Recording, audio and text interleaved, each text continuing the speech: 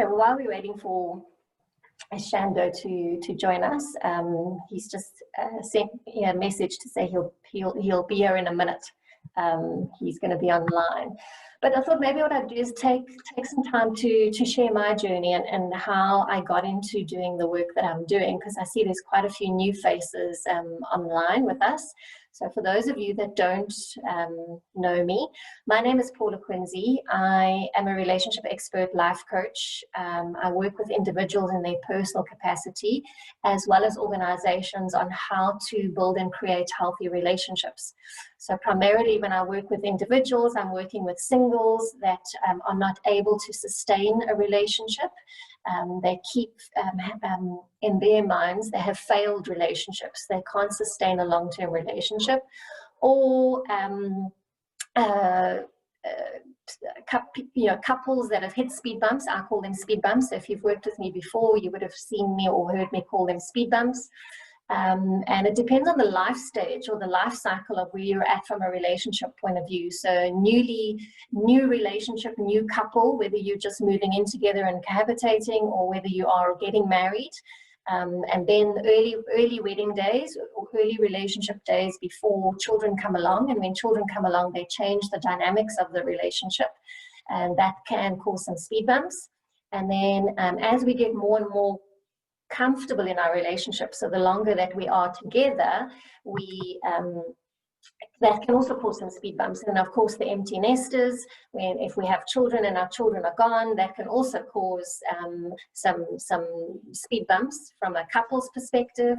And then, of course, if one partner dies and we're now left on our own or alone as a widow, that can also cause some issues or some speed bumps. And each of those stages of our relationship has a different impact on our lives, both mentally and emotionally. And then obviously there is some physical side of that as well. So, yeah. That's really what I deal with from an individual point of view. And then obviously when it comes to working with organizations, it's really around relationships in the workplace. So team dynamics, conflict management, communication, culture and values, and behavioral profiling in the workplace. So that's a little bit about what I do and how I got into this space was through my own personal journey. 6.5 years, couple of years ago, I was in a 6.5-year relationship. In fact, in 2006 to be exact. I was in a 6.5-year relationship that had hit rock bottom. We were going for therapy, and our therapist referred us to Imago Relationship Therapy, and we went to try and save our relationship. And I was just blown away at the impact of Imago Relationship Therapy on me, because it just helped me understand so much about how my upbringing had shaped and influenced who I had become and how I was forging relationships in both my personal and professional world, including the string of failed relationships that I had had. It just made so much sense. I understood now at that point what I was doing and how I was doing it and how I was creating the relationships in my life.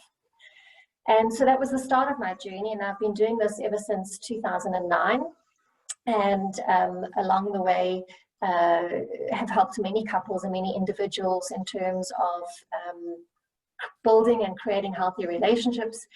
The reason my relationship didn't work back then is because my partner had an affair and I was blaming him for having the affair, until I had to look in the mirror and go, how did I co-create that space? So I'm not condoning his behavior. It's about how did I contribute to our relationship that ended up with him having an affair. And the bottom line, short story, is I was working full-time, I was studying for my degree, I was putting all my focus and attention into studying for my degree because I had a bursary through the company that I was working for. And part of the fine print was if you didn't pass your exams, you had to pay back and work back the money. And so I wasn't putting my attention into my relationship, it wasn't a priority, my partner was feeling neglected, I wasn't feeling supported, and that's kind of how our relationship fell apart. And so I've learned lots of lessons along the way, and I've obviously continued my professional development and professional studies in this field. And I've been doing this full-time. I left corporate. I was in the corporate world. I left corporate 6 years ago, and I've been doing this full-time as well. And that's where I met Shando, and I see Shando has joined us, and he's yes, I have, but without my camera still. That's So hi, okay, as long as we can hear you. Yeah, so hi everybody, and sorry that I'm late for my own webinar, but as I switched on my computer, it decided to do updates. And the last time I did updates, it took a long time. This time it took even longer, and now I have no camera. But maybe that's a good thing, because I do have a face for radio. But I think for today, you'll have to, unfortunately, not look at my face, which I personally think is a good thing. But in future, if you decide to come back, you will have to, unfortunately, look at my face. But yes, Paula and I have known each other for an incredibly long time. I have been a friend and a patient of hers. And yeah, we've worked together on many, many matters. We've appeared on TV and radio before, and for some strange reason, they keep on asking us back. But yes, here we are on webinar number 3. Now, to make up a little bit for lost time, there's something I would like to kick off with. And this is a question I get a lot, and it's the following. It's, do you have to every now and then update your antenuptial contract? So the short answer for that is no. Because what people think by when they say they want to update the antenuptial contract, they're actually talking about changing the matrimonial property regime. Now, we have a couple of matrimonial property regimes. Our default is in community of property, which is really, really a bad position to be in, because half your debt and half everything else is shared. Assets that you acquired before the marriage, during the marriage, and after the marriage are actually shared, and debt is also shared. So it's not a good position to be in, because your spouse can run up debts and you can get sued for it. And if your marriage wasn't under strain before that, it would certainly be under strain then. The other position is then on the opposite end of the scale, is out of community of property, where all your assets are kept separately. And then the other one, the third position, is out of community of property with accrual, which is very popular because you are in theory supposed to leave with the same amount of cash in each of your estate, but the person whose estate has grown the most during the marriage must then pay a portion of their estate over to the other person. That looks really good on paper, but it doesn't work at all, because if your marriage is breaking up because your partner had an affair and you were the last person with your best friend and you were the last person to find out, you're not going to feel like giving them half of your estate, selling your assets and giving it to them. So I spend a lot of time in court trying to prove that my client's estate is not the one estate that grew the most. So the best system in my view is the out of community of property, but you can add certain caveats to that after 10 years of marriage or after the birth of the first child, should your marriage end in divorce, the joint property will be given to the custodial parent, which is usually the mother. So the person isn't left with nothing. So there are out of community of property with certain caveats built in, I think is the best system. Now, should you update your matrimonial, your antenuptial contract now and then? Yes, you can take assets and add assets, but to change your matrimonial property system, that would be section, I think that is section 21 of the Matrimonial Property Act. And it's a high court application, and you have to give all your creditors notice. And that generally means the banks. So now where the banks could sue both parties before, if you're married in community of property, they can now only sue one party, or the banks will oppose that application. So you shouldn't change your matrimonial property system, or if you are, no, it's quite a long slog. But you should certainly now and then look at the assets in your matrimonial property system, and maybe in your antenuptial contract, and maybe take assets in or remove assets. That's a hell of a lot easier. Okay, Paula, over to you. Anything you have to say about that? As you were saying that, I was just thinking about our contract, because you actually drew our contract up a couple of years ago as well. Appeal. Yes, and I was actually thinking maybe it's time for us to actually relook at that and see if we need to actually update that ourselves. So no, every now and then it certainly is good to update your antenuptial contract.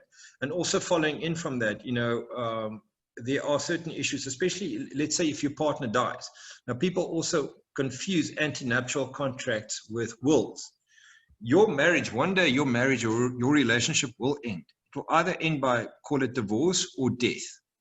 If it ends by divorce, you need an antenuptial contract, or if you're not married, a life partnership contract, because you will have joint assets and joint debts. And if it ends by death, you will need a will. And those are two similar but different documents, but they do the same things, especially if there's children involved. In the will, you can nominate who's going to be the guardian of your children, who's going to look after your children, what will happen to your assets. And if you don't, if you die with a will, it's called testate. If you die without a will, it's called intestate. And it's quite a mess. It's to unpack that, and there's family feuds and family fights, and it really is. A will doesn't cost a lot of money, but it can save your family a lot of heartache, and it can actually save your family a lot of money as well to draw up a will.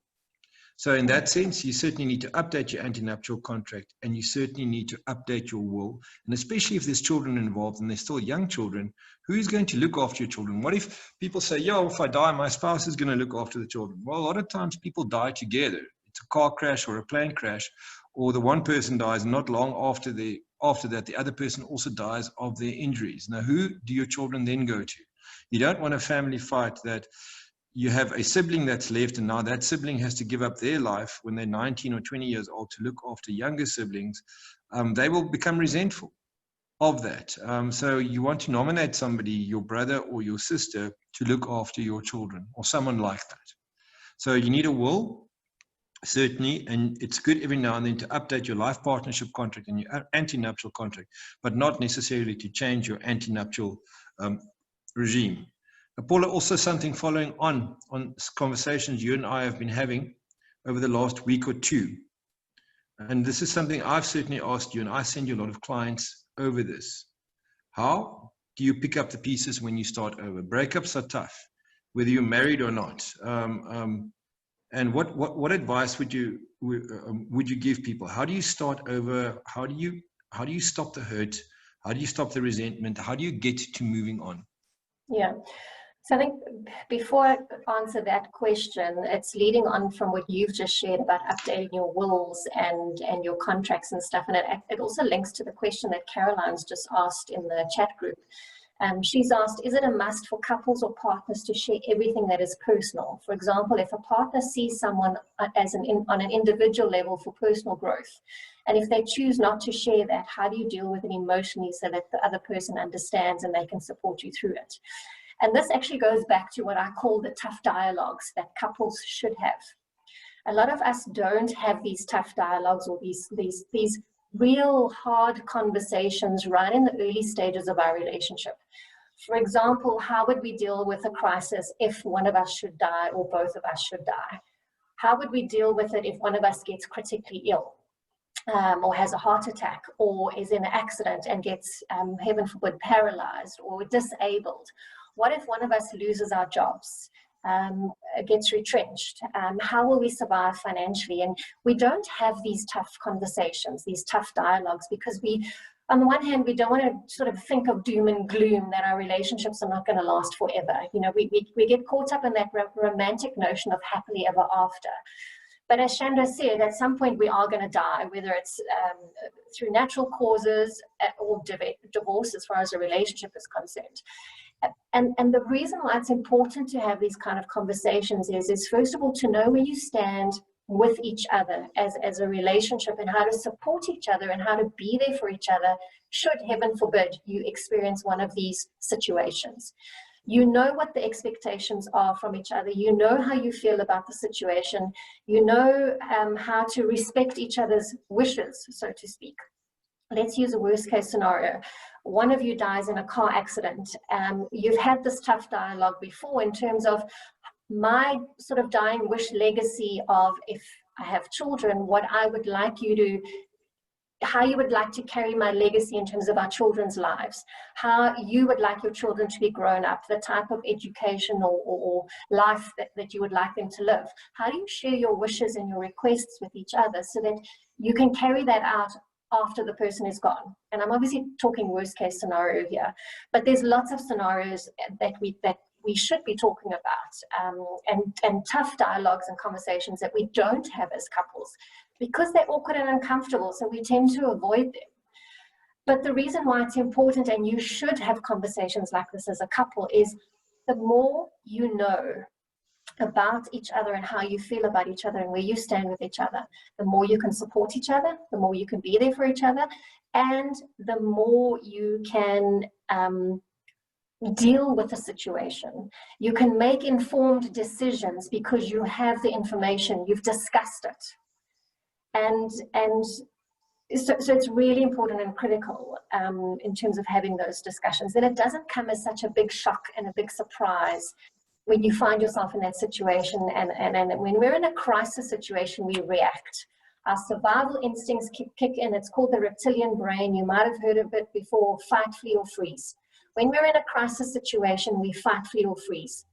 And it's in those moments where, when we know the answers, we are able to control the situation a lot more, and we're able to deal with the situation a lot better. So that's the one thing. Coming to Caroline's question, this links to trust, and we touched a bit on it in the last webinar. Trust, openness, and transparency in a relationship.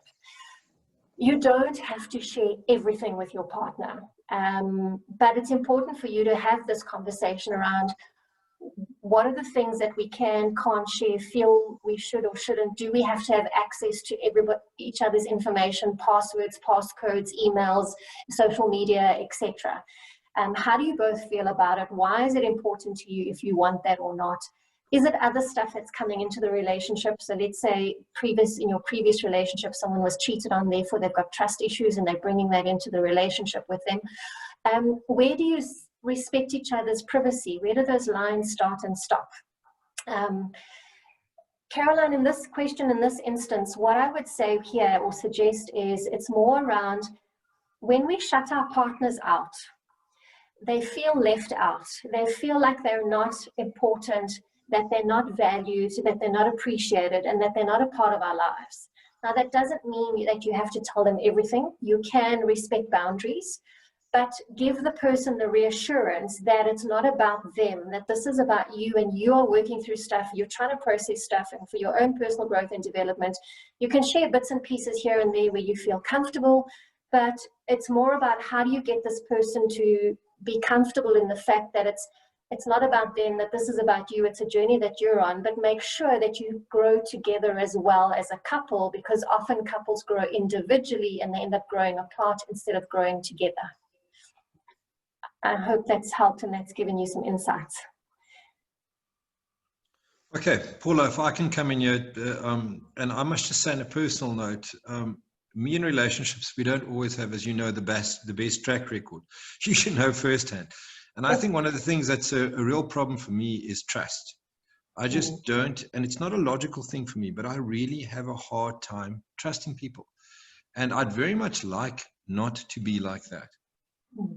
I would, but it's not a logical thing for me. But I am, maybe it's because of the job that I do, but I think it's just because of the type of person that I am. I am always suspicious of people.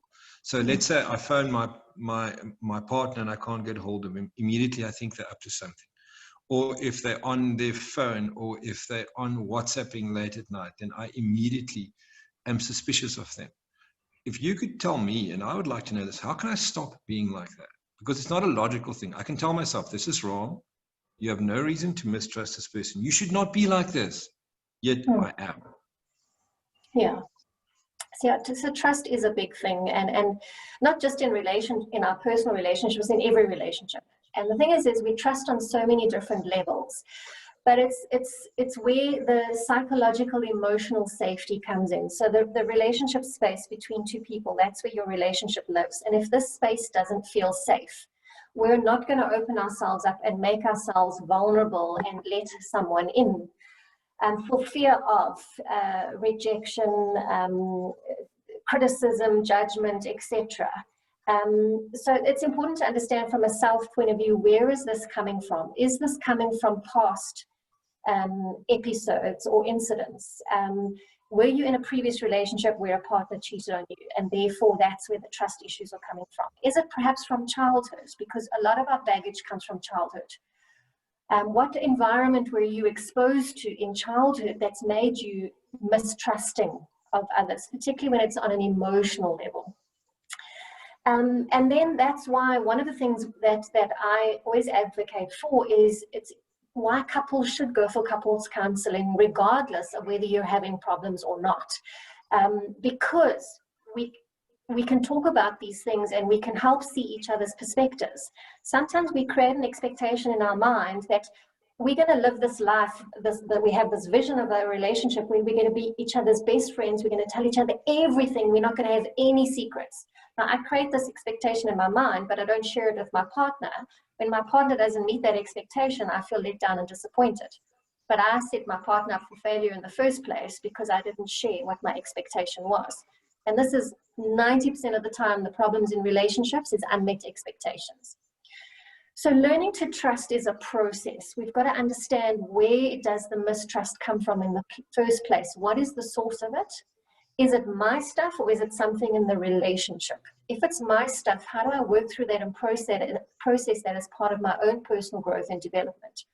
How do I get my partner to co-create a safe space that I can start trusting and opening up and being vulnerable? Because that's underneath all of it, is the fear of vulnerability, the fear of being exposed, because often we associate vulnerability with weakness.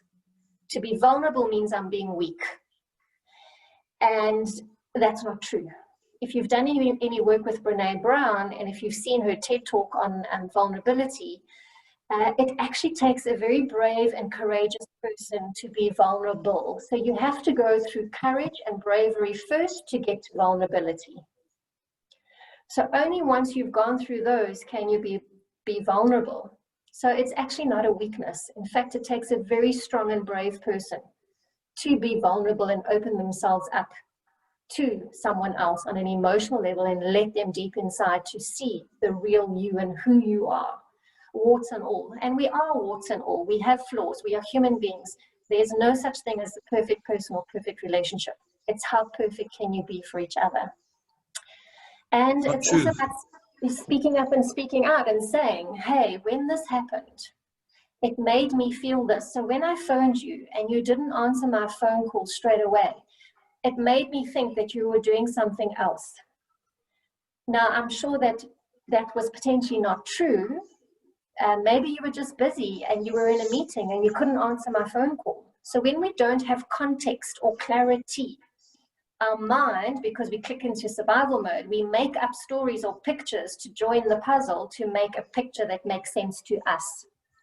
Yes, and my picture generally that I make is, I know it's wrong, I know it's stupid, but I still do it. And I feel stupid telling the person, oh, but if I can't reach you, I think you're busy doing something wrong, because I know it sounds so pathetic. Yeah. But yeah, so yeah, it's definitely something I have to work through is my trust issues. And I got a fairly good idea of where it comes from. But yeah, let's see how my next relationship goes, if there is one. Okay. Now, Paula, one of the things that you and I decided to talk about as well is, and this is one that the old chestnut that always comes up, what are my maintenance obligations and what are my rights to my children post-divorce? And this is always a big thing, because this is generally what the divorce fight is about.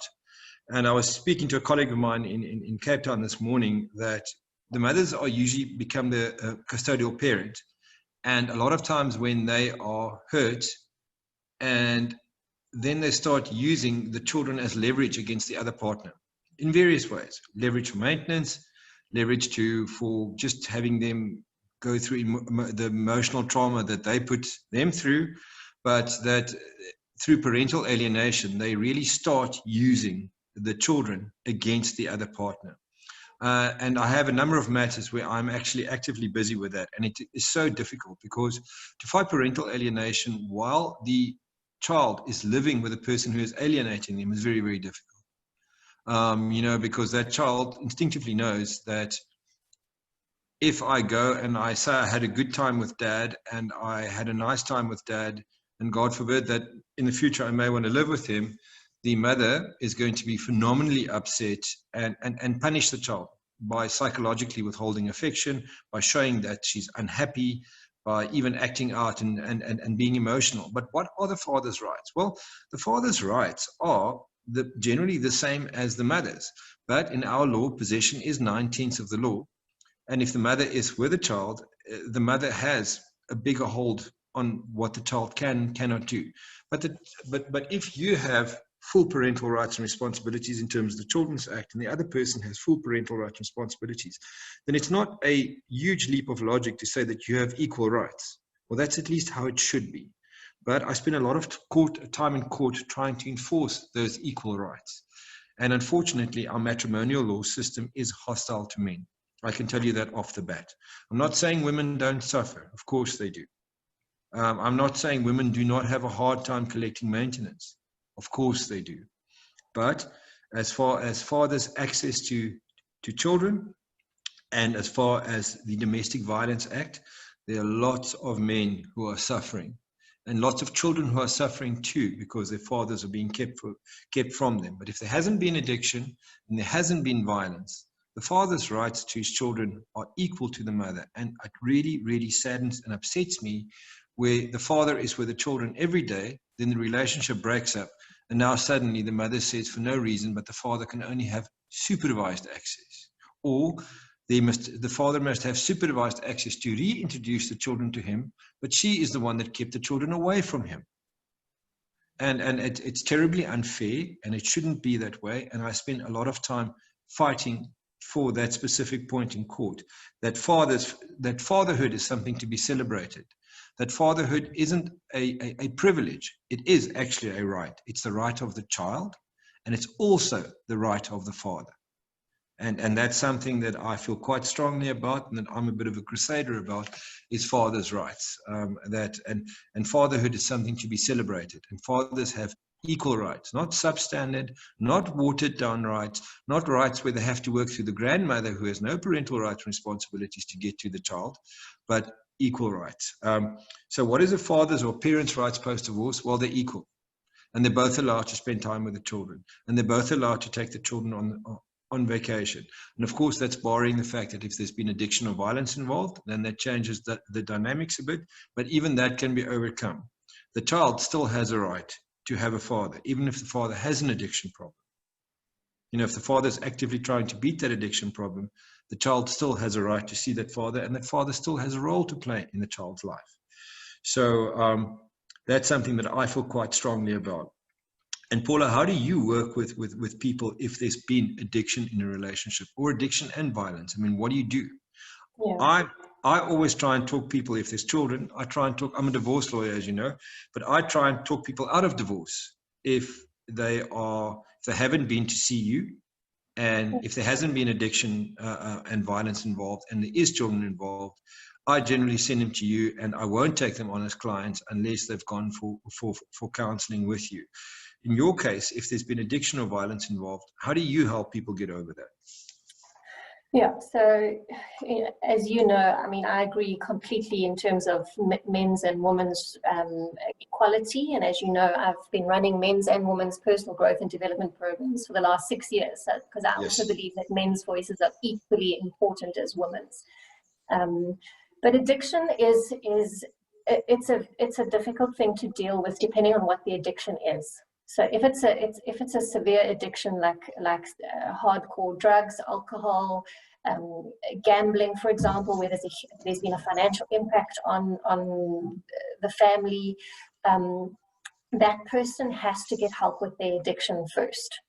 And there's two sides to it. It's the addict themselves, and then there's the family of the addict, because they have been impacted on a level as well. So it's empowering them with tools to be able to deal with the situation, because depending on how long the addiction has been going on for, they've probably tried in their own way. They've tried the loving side, they've tried the tough love side, they've tried the hard love side, they've maybe reached the end of the road where they can't anymore. There's a lot of hurt and pain and anger and resentment on both sides. So the first thing is to obviously deal with the addiction, so get the addict help to overcome the addiction or take control of their addiction. It's enabling the family of the addict to be able to, with tools to cope and deal with the situation. There's obviously a healing process that's got to take place to get rid of that resentment and that hurt and that pain and everything that's before we can then move to the next stage, which is building a healthy relationship or dynamic, depending on what the family dynamic is. And addicts can have relapses, as I said, depending on what the addiction is, because addiction can range from, there's substance abuse, there is a sex addiction, porn addiction, gambling, there is emotional eating, there is things like cutting. Yeah, there's many forms of addiction. And addiction is a learned behavior. We are not born an addict. We learn how to become an addict. I think I was born an emotional eater. Yeah, and actually, yeah, I remember that's how our journey started so many years ago. You were trying, you were on your weight loss journey many, many years ago. So yeah, it's a coping mechanism. Addiction is a coping mechanism, and we are using it to fill a void of something that's missing in our lives, or something that we don't have control over. And so it's getting to the source and the root of what that is, and dealing with that.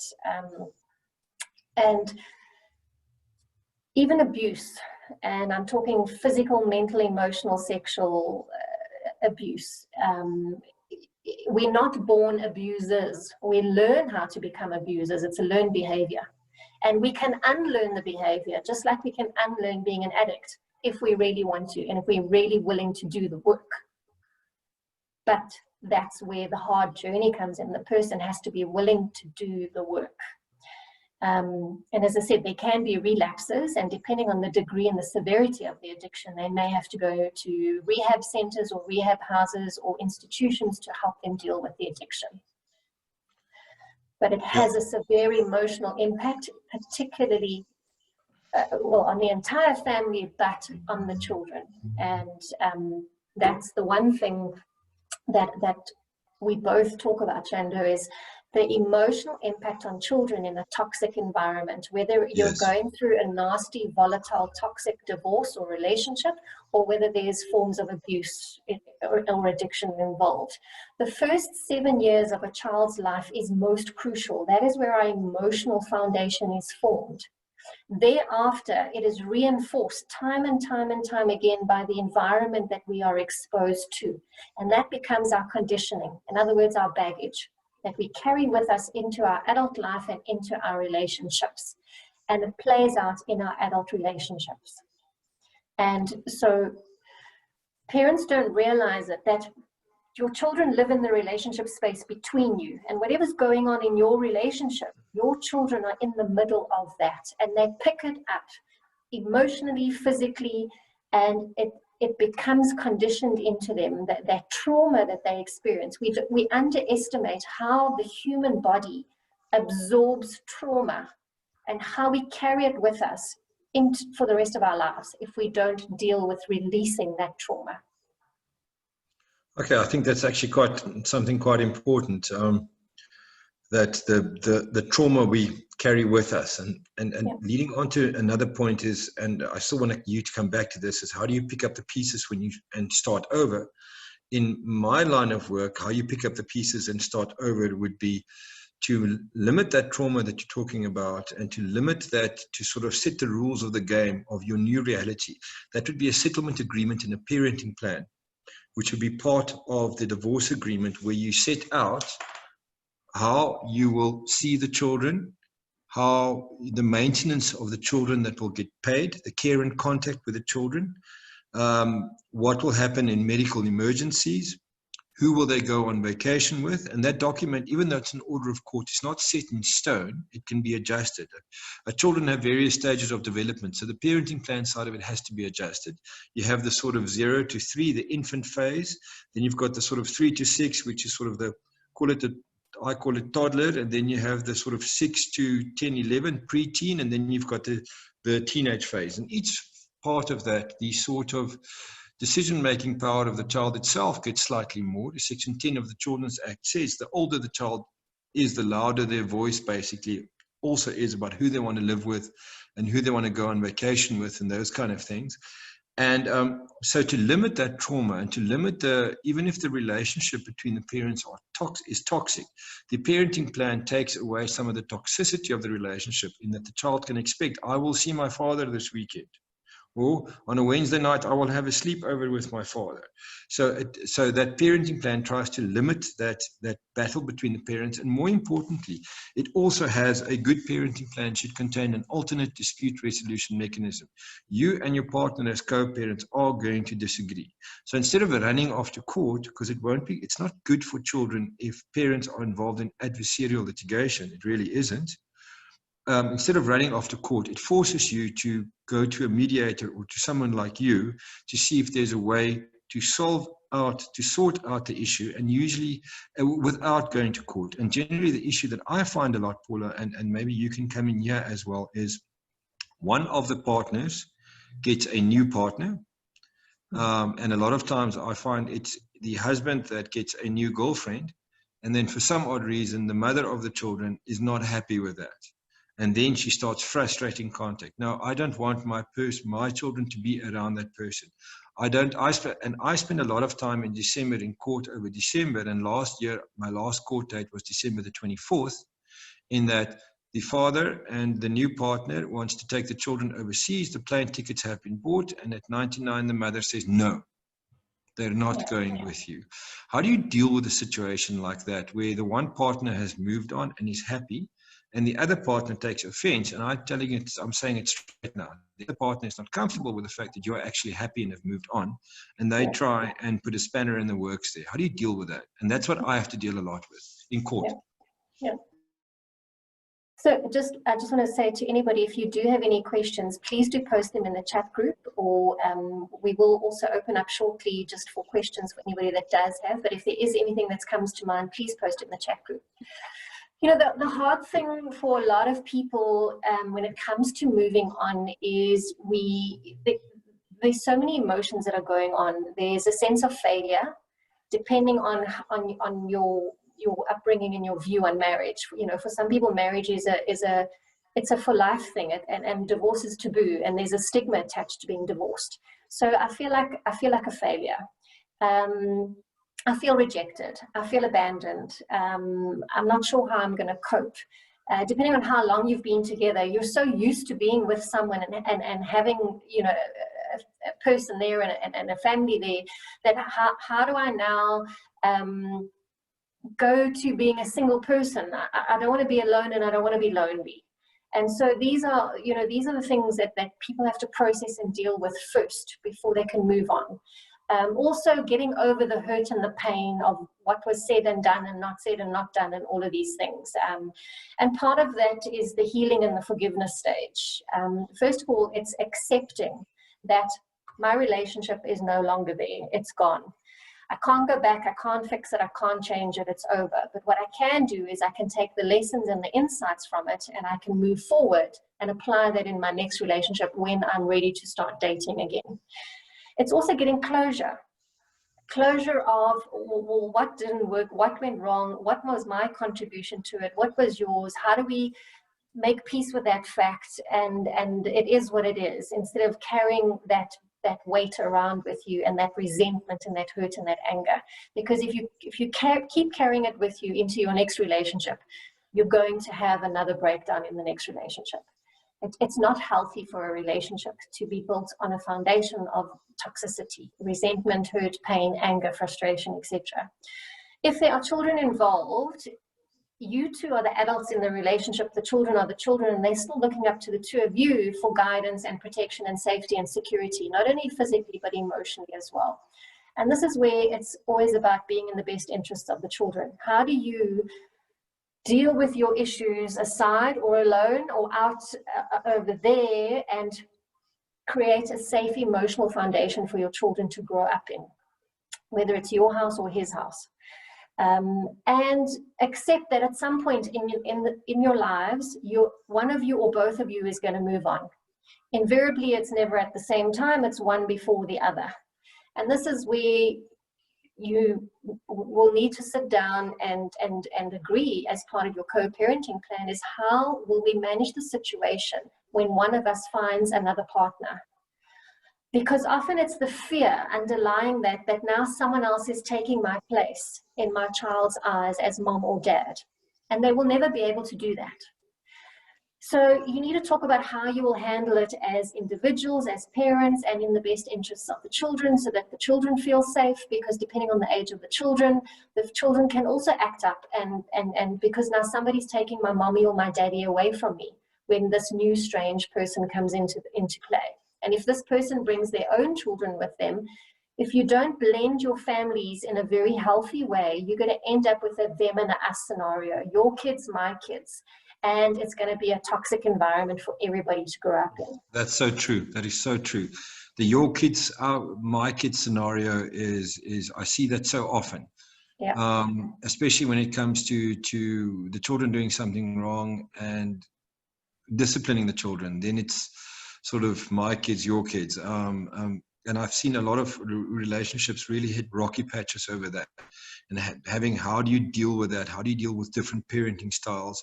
And exactly that. And especially if all teenage children at some stage start getting a bit rebellious, it's part of the natural developmental process. Yeah. And I've seen a lot of relationships take a lot of strain over that, and crack and break, because invariably the person is set in a situation where they have to choose between their partner and their own children. Now, of course, you're going to choose your own children. And I've seen that. I've seen that in my own situation, and I've also seen that in other people's situation. And it's terrible when it happens, and you see it coming, and you try and avoid it, but it happens, and then you're up the creek without a paddle, because if you're going to have to choose between the person or your own children, you're always going to choose your own children. And I think that's if there's some silver bullet to actually deal with that, it would be great, but it's difficult. Yeah. And this is where, we are the adults. We have the emotional, well, we should have the emotional maturity to be able to deal with these kind of things. But if you're putting your children first and it's in the best interest of the child, how do we find a way to work around this? And if you can't do it yourselves as two adults, then find someone that can help you sit down and discuss these topics and mediate the discussion, so that you both walk away feeling like, we're on the same page. And even though there's still a lot of hurt and anger there and that, but at least we're on the same page as far as our kids are concerned, and we're creating a stable foundation for our kids. And let me ask you something, and just coming to this, and if you are in a breakup or you've just been through a breakup, do you recommend that you, and I'm not talking about a marriage and there's not children involved, and I think you and I have had discussions on this, do you recommend that you clean break with the person and have no contact with them, or should you let's still remain friends and on the same WhatsApp group sort of thing? What do you think should be, is there a one size fits all, but what do you think the general rule should be when you break up with somebody? Should you have no contact for a month, 3 months, or no contact at all, or should you just limp along? Every relationship is different, and some people feel that they can still be friends after a breakup and they can manage it very well, and others, they don't, they struggle with it. So I think it's, what do you need for you to be able to find closure and move on? Do you feel that, yes, down the line, I can be friends with you, but right now I can't, it's just too painful. So for now, I'm going to put some distance between us and I'm going to have no contact whatsoever. Then that's okay. You need to do what's right for you to be able to move forward and move on. And down the line, if you want to be friends again and meet up for a coffee, then that's great. If you feel like, I don't ever want to hear from this person again in my life, and I never want any contact with them, well, that's also okay, because that's your choice. You can choose what feels right and what works best for you. But the most important thing is that you get closure on it, and that you move forward from the relationship and you don't take the baggage with you into your next relationship. I think that's the hard part, not taking the baggage with you into your next relationship. I know from my personal situations and my many failed relationships, it's a baggage, it's basically trying to revamp and, Shando 2.0 and Shando 3.0 and going into a next relationship and say, this time I'm going to be better. This time I'm not going to have that default pattern run in my mind. And yet when you wake up from your reverie or your sleep, you see it's just the same patterns repeating over and over again. And it would be great if I think for me, and I'm obviously speaking personally from my own experience now, I always know the right thing to do. The bloody hard part's doing it. and doing it consistently, you know. That's the part that I struggle with. Yeah. And that's where you've got to be intentional. You've got to be intentional. It's the little things that you do every day. How am I showing up, and how am I co-creating my relationship space by where I am at in my mind? Am I in a positive or negative frame of mind? And where am I at emotionally, in my body and my heart? Am I in a positive or a negative emotional state? And am I in sync? Am I in tune with what's going on inside of me? Because a lot of the time we live in our heads. We're on that do, busy hamster wheel, but we don't stop to be. And we don't be intentional about how can I be there for my partner? How am I showing up for my partner, for my kids, vice versa? And we don't have these kind of conversations around how can we be better partners for each other? Where can we improve on our relationship? What's working in our relationship? We're very quick to point out what's not working and what our partners aren't doing. Yep. Absolutely. That's certainly something I would get an A plus on. I think we have a couple of minutes left. Are there any questions that anybody would like to ask? Either anything legally, anything matrimonial, anything about maintenance, anything about marriage, anything about divorce, anything about relationships, your right to your children, your right to maintenance, your children's right to maintenance, toxic behaviors, anything? Now is the time. Please type it in the message box or just unmute and let us have it.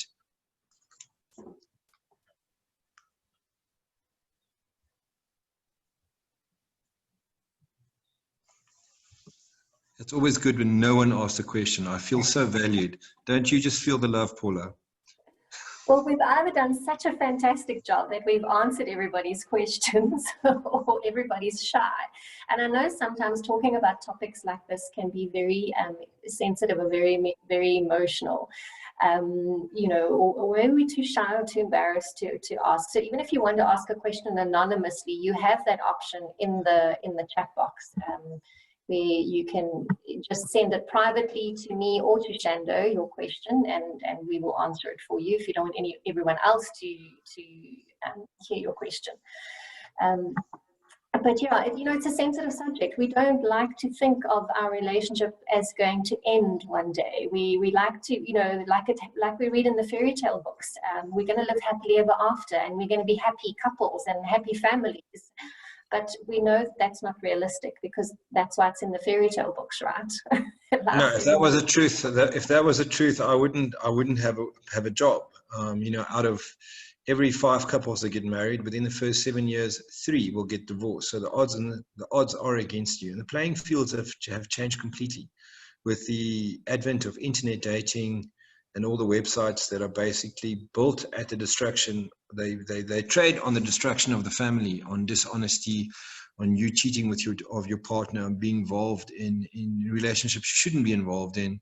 I mean, it's become a little bit crazy out there. I can now be in my home, married, in the same room as my partner, and I could be involved in interactions I shouldn't be involved in with a number of other people at the same time, while I'm in the same house as my partner. I just need to go to the bathroom with my laptop or my phone. So it's what's out there is very, very, very, there's a real attack on the family at the moment. And people out there are not only struggling financially, it's just everything is being thrown at, or at least for where I'm sitting, everything is being thrown at, I don't know if it's planned or not planned, but in breaking up what we know as the family unit. And there's a real, I see people are struggling at the moment. And if you are unhappy in your relationship, there's so many options enticing you away from dealing with the problem, rather, and going to someone like Paula and sorting out your problems. There is just temptation after temptation after temptation. And yeah, like I say, there's so many easier options out there than doing the hard yards. But if you take those options, unfortunately, they become much harder, what you have to deal with, than actually doing the hard yards. I think, this is the stuff that I teach in the programs and the workshops that I run when it comes to at an individual level first, because it always starts with self, right? we've lost sight of what our personal values are. We don't sit down and talk about what our relationship values are. We don't then look at how those values are translating into our family values. In other words, what are we teaching our children about values? Okay. We don't then often check in with each other and go, are we still on the same page? Are we still wanting the same things? We don't talk about what our relationship boundaries are and what our deal breakers are. And we don't talk about it in what does that mean in your world versus my world, because we associate different meanings with different words based on our upbringing and our interpretation. So using cheating as an example, you know, in my world, it could be, well, the fact that you actually have done the deed with someone, that's cheating. In Shando, in your world, it could be, well, the fact that you're just texting someone behind my back and I don't know about it, that's cheating. We need to have this clarity in our relationships. We need to know where we stand with each other, because down the line, we can't go and I can't turn and say, oh, but I didn't know, you didn't say. And this is where unmet expectation comes in a lot of the time, because we say something, we know what we mean, but how it lands and how it's interpreted on the other side is often not the picture that we had in mind. And that's what causes conflict in relationships 99% of the time. Yep, unmet expectations. And that, and we've talked about that as well, that when people feel that the expectations are not being met, then at some stage they just go, oh, what's it all for? Why should I keep on trying? The other person isn't taking any effort to meet my needs. I've asked, I've begged, I've pleaded, and they're not doing anything. So why should I keep on coming back for another beating? And that's when things start going wrong. Yeah, and that's where I keep sharing in the work that I do, is that love does not give up. People give up on people. Love does not walk away. People walk away from people. If you're doing all those little things every day to build your relationship, you won't find yourself in that situation. That doesn't mean you're not going to hit speed bumps. You are. Every relationship hits speed bumps, but it's the quality and the health of your relationship that is most critical to your success factors. So yeah, I see we've run out of time. Is there any last questions from anybody, any last comments or thoughts, or anything else you'd like us to cover in perhaps the next webinar coming up? Please feel free to put it in the chat box, or let us know, you know, are you getting value out of these things? Are you enjoying it? Are there specific themes you'd like us to talk about? We really want to add value to you and everyone that's checking in. Yeah, just from my side as well, if there's anything that you would like us to speak about next time, I'm putting my email in the box now. Feel free to email me if you have questions about anything matrimonial, questions about how to make your relationship work. Ask Paula. Questions about how to make your relationship fail and what to do once it's failed, speak to me. So yeah, so thank you all. Thank you so very, very much. We really appreciate all of you taking your time to actually come and listen to us. It's not only good for you, but it certainly is good for us. And we're going to try and hold one of these every 2 weeks. So please tell your friends. It's free. It's informative. You can ask anything that you want. Having a consultation with me can work out to be quite expensive. This is for free, and you can ask anything. Yeah, and likewise. So thank you all. So thank you all, and we will see you, all of you, I hope, in 2 weeks, and with people that you can also send this to. Please share. We will also, Paula will also send a recording to everybody that was here. Feel free to send this to as many people as possible. There are certainly people out there who can take value from this. I'm part of the webinar, and I've certainly taken value out of some of the things that Paula have said. And likewise, as always. Okay, bye everyone.